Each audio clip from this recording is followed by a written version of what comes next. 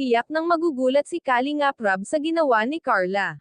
Carla gumastos at may pinalagay sa kanilang bahay. Bago ko ipagpatuloy ang maiksing reaction video na ito, hiling ko lang na patapusin ang panunood nito para malaman ang nilalaman nito, at kung bago ka pa lang sa munting channel na ito, paki-subscribe para lagi kang updated sa video ng mga Kalingap. At pakisuportahan natin ang ama ng Kalingap na si Val Santos, matubang Ate Edna Vlog at si Kalingap Rab. Isang mapagpalang araw sa inyong lahat mga Kalingap, at shoutout nga pala sa patuloy na sumusuporta sa aking YouTube channel, lalong-lalo na sa mga viewers natin na walang sawang nanonood at sumusuporta. Salamat! Dahil nga sa nakatanggap itong si Carla ng laptop galing sa kanyang mayaman sponsor. Carla nagpakabit na ng internet connection sa bahay nila. Dahil nga sa malapit na itong magkolehiyo ay makakatulong itong internet para sa kanyang mga assignment.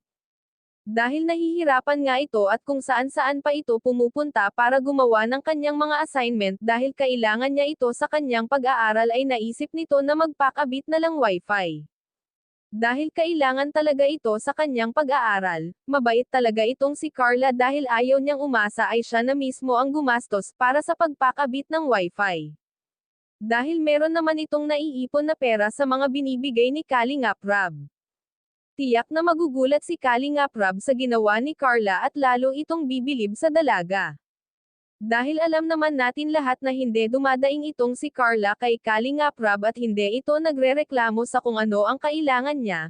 Gusto nito na siya na ang gagastos ng kanyang internet dahil nakakahiya naman kung pakabitin pa siya ng mga Kalingap.